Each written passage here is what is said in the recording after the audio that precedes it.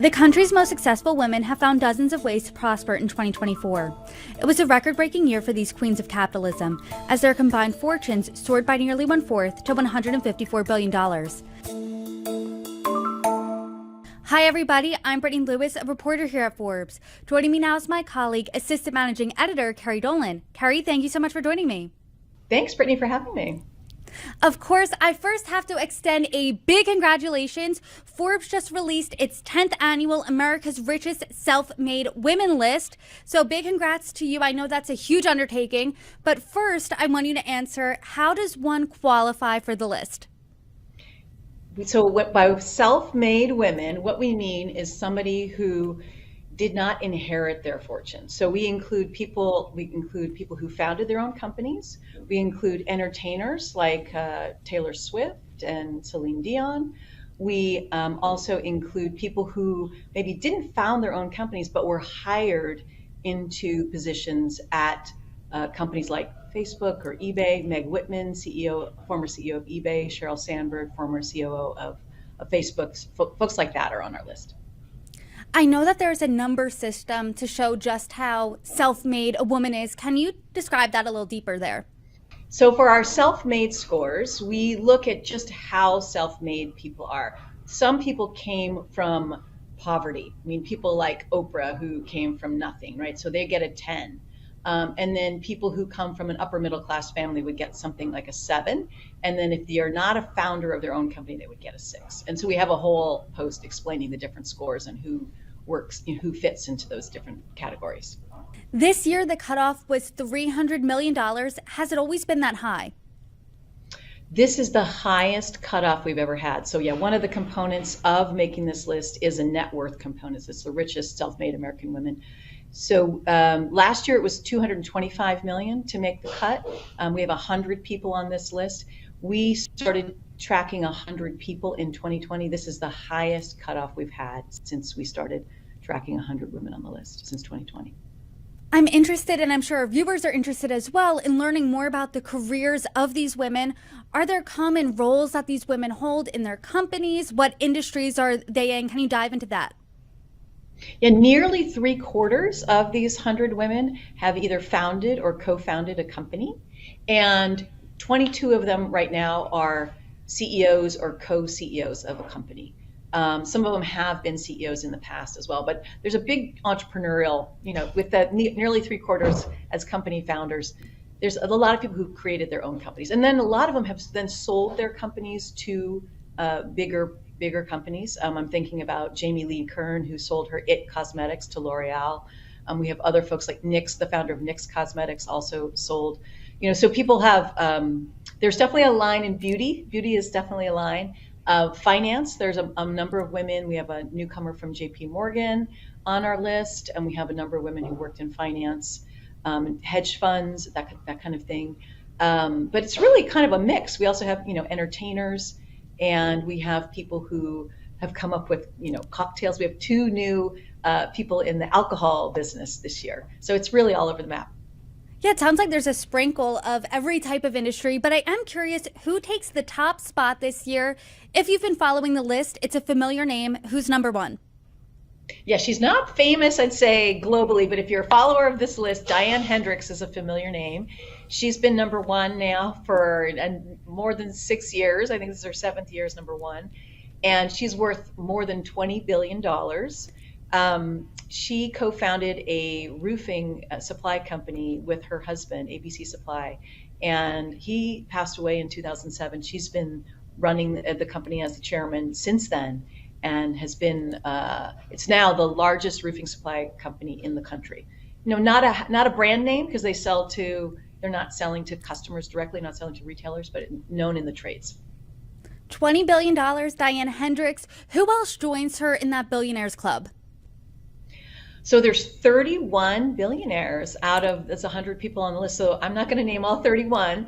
One that's probably pretty well known to everybody is Taylor Swift, who Forbes declared her a billionaire last fall. Her big Eras tour has made her a ton of money. We've actually increased our estimate of her net worth since last fall, because of course she continues to tour. Her tour is going on in Europe, and So we now have her at $1.3 billion, up from $1.1 billion in the fall. Other That new billionaires, we've got a couple of women in tech. A woman named Sarah Liu, who's a co-founder of a company called Supermicro, which makes servers and supplies a lot to NVIDIA, the big chip company. And semiconductor investor Susan Ocampo, another new billionaire. And then from the wine business, we have Barbara Banke, who with her late husband, Jess Jackson, co-founded Jackson Family Wines, known for their Kendall Jackson wines. They also own La Crema and something like 40 vineyards in a bunch of different countries, including Chile and Australia and Italy. You mentioned a very buzzy billionaire who has had a banner year. That's Taylor Swift. She's on the international leg of her stadium tour. She re-released albums as well as dropping a new one. She became a billionaire this year. Where specifically does she fall on this list? Yeah, she comes right behind Rihanna. Rihanna's at number 23, and we've got Taylor at tied with a couple other people ranked at 24th richest in our list.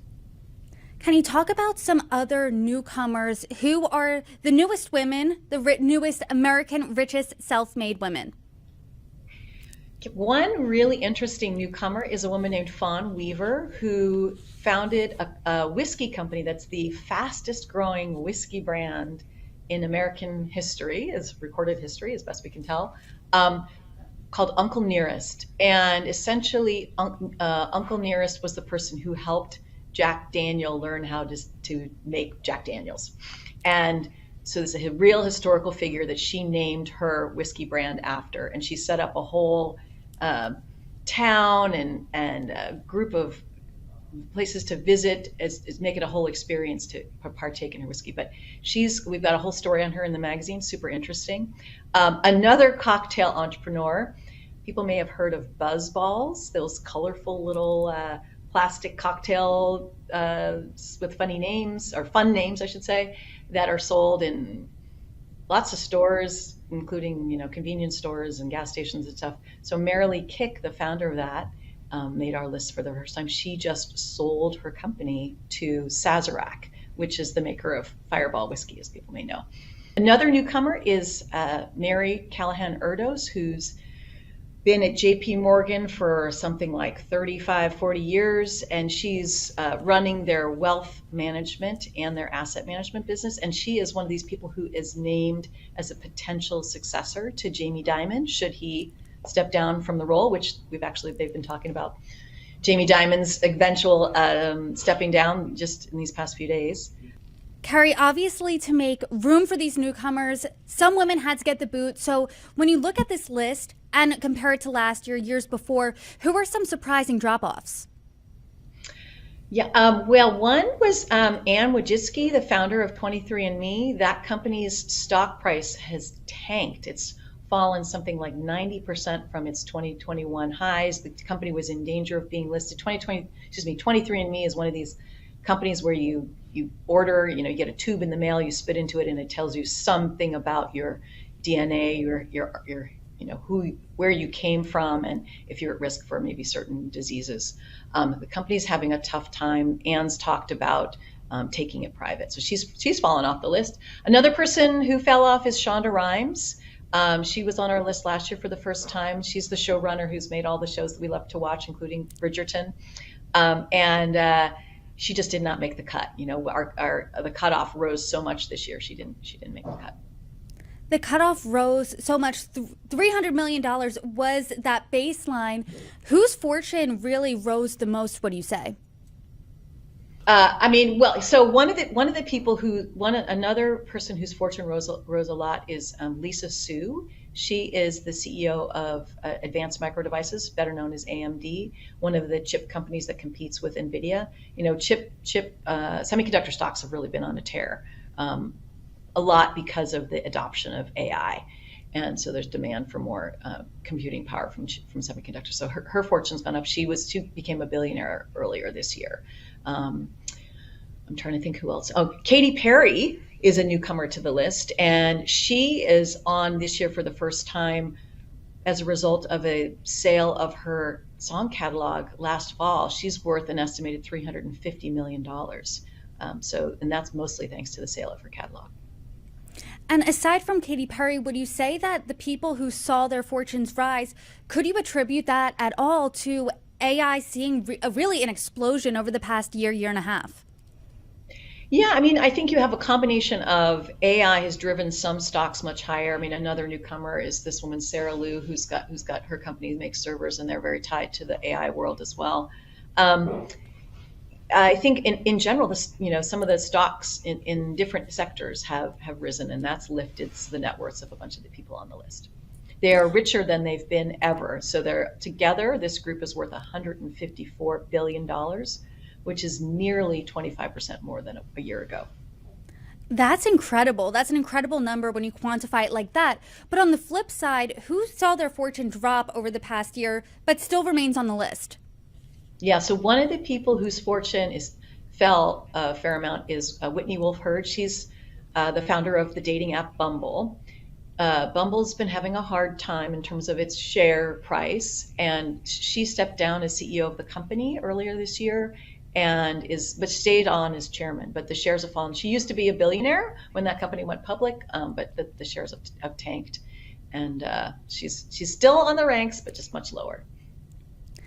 Something I love that Forbes does is they divvy up the entrepreneurs, the people on lists by states. California sees the most self-made women. Why do you think the Golden State sees so many of these entrepreneurs? It's fascinating when we do the lists of the richest Americans as well, the 400 richest Americans. We usually see California as the state with the most of rich Americans as well. I think, one, we have a high population, it's a big state, but two, there's a lot of between the entrepreneurship and the innovation in Silicon Valley, and then we have people on this list in the entertainment business, so you have a lot of people from LA. So I think those sort of two pockets really draw. Plus, I gotta say, as a native Californian, as someone who lives in San Francisco, the weather's pretty good here, especially in the wintertime. So that's one good reason to live here. Carrie, this is now the 10th annual list of America's richest self-made women. I am curious, what have you seen are the differences in this year's opposed to years past? What trends have you seen? Yeah, so when we started this list, we started as a list of 60 people, and we've increased it to 100 over the years. I mean, what's been amazing is just the number of new companies that people have been able to come up with in different sectors over time. And people who you thought might be on the list forever, as that cutoff increases, and the cutoff increases because basically many people are getting richer. But it's exciting to see new areas and new categories. I mean, the fact that this woman, Mary Lee Kick, who created BuzzBalls, she was a high school teacher, and she came up with this as a side hustle. Like, there's just so many ways to be an entrepreneur. It's so hard to be a successful entrepreneur, and it's so interesting when people succeed. I love stories like that. Forbes covers them well. I urge everyone to check out the full list. Carrie Dolan, thank you so much for joining me. Thanks, Brittany.